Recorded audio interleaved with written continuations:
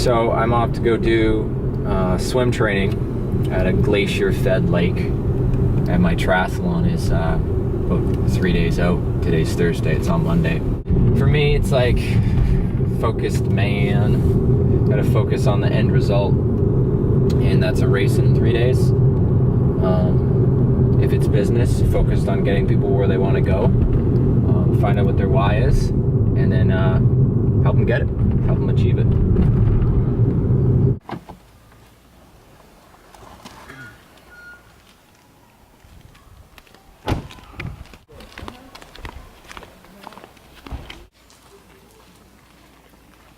This is a glacier-fed lake. I usually swim to the very back. I don't know if you can see it, but there's power lines back there. I usually swim back there and back this way. You know, it's funny how there's such correlation between training and business. It's like a mirror image. It's like, you know, I think everyone has like goals and dreams, and I mean everyone does. Everyone has something they want to do with their life. But then there's stuff that stops us, you know, limiting beliefs and being too shy or being afraid to talk to people, or thinking like if we approach people with our business that we're bothering people. But all that stuff shows up, you know, when you're training, you know, with excuses and procrastination and, you know, not being committed to a training process. So, I mean, the way you do anything is the way you do everything. So I think it's really, you know, it's a discovery about yourself.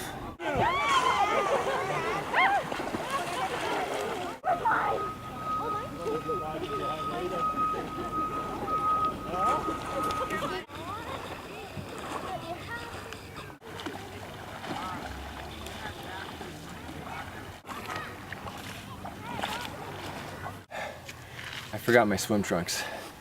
So now I'm in soaking wet cotton underwear and I have to get changed with no towel.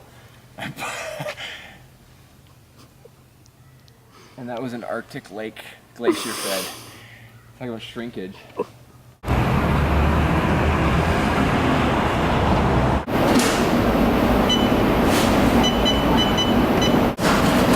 Thanks, bro. Take it easy.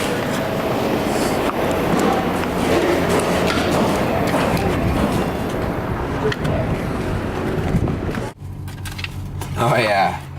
Whew. Barbecue chicken. Oh, I wish you could smell this. What's this one? Veggie with the olives, because that's how we roll. Carb loading before race day, baby. Getting it in.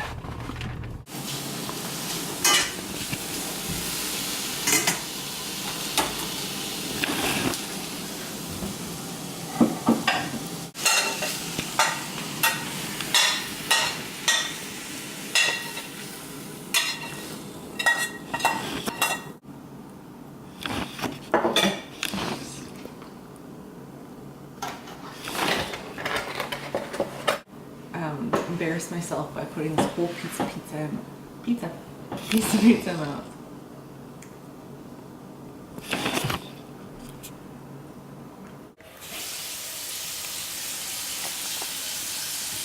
Welcome to the conference. Please enter the conference ID followed by the pound key. Good morning, gang, and happy Friday. What is going on? This is one-star ambassador Ryan Yokome. Welcome to the Rise and Grind call. Hey, who do we have? It's Julie. I was gonna say, I think that's Julie. I'm great. How are you? I'm good. Does that mean you're like this weekend? Yes. Do I have a race this weekend? Yeah. Yeah, I do. Thanks for remembering. Monday, Labor Day. So it's gonna be awesome. How was your vacay with the fam? You just gotta remember that everything you guys do when you talk to someone, even if you're fearful of it, you're gonna make an impact in their life. And some people will be interested, some people won't. You'll get people that will hate you for it. That's just part of business. You get the skeptics and the haters. But at the end of the day, that, you know, if you get a customer started, a promoter started, you are making a positive influence in their life. So just remember that you guys are incredible people. I tell you all the time, you guys are the best of the best because you guys take action and you guys like want to go out there and make a difference in the world. It's just really about getting out of your comfort zone.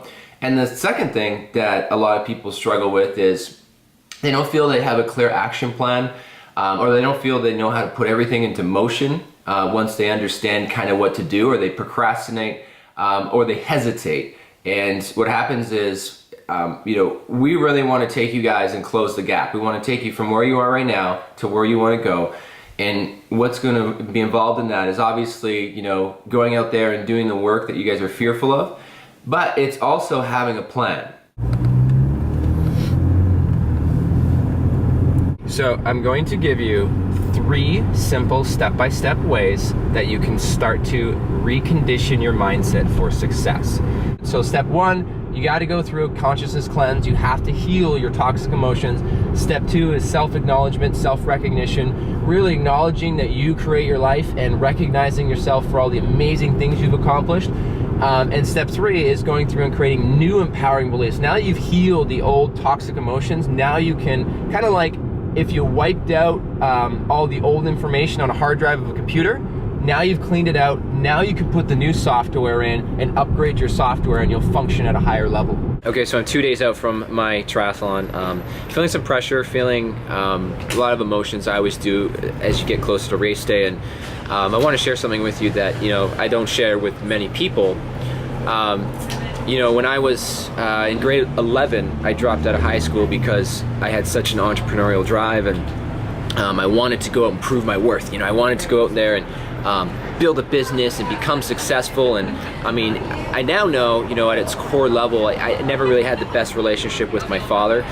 We just never connected. I grew up in a great household, but you know, we just didn't connect as a father and son. And so when I was in my late teens, I really developed this idea that I was like super powerhouse, like overachiever, and I wanted to go prove to the world my worth, right? And I failed at a lot of things as an entrepreneur through my 20s. And as I look at my life now and I lead into race day, I am like so competitive from a space of comparison. That's something I literally have to work on every single day, because it's created a ton of success in my life, but it's also something that has control over me at times, because I'll look at people and I'll be like, well, I can do better than them. You know, I can get better results than them. I can push harder than them, and I can make more money, or I can be faster in a race than them.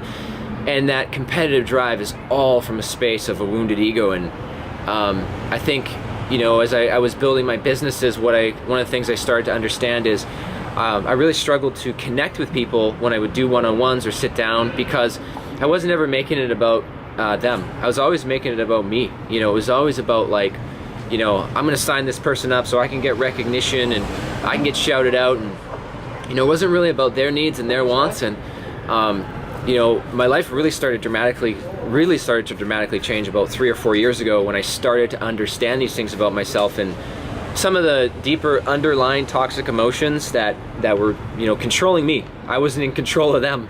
And as soon as I started to realize those things, the comparisons and that drive to want to be better than other people, you know, it started to decrease, it started to dissipate, and I was able to, you know, go out there and serve and help people from their greatest needs instead of filling, you know, my own wounded ego. So I just wanted to share that with you guys, that if you can relate, that, you know, all of us go through this stuff. You know, we're all, as A Course in Miracles says, we're all special, none of us are special, because we're all equal. And you know, we're all kind of messed up human beings in our own little ways, one way or another. Come on. Hey. Come on. Come on.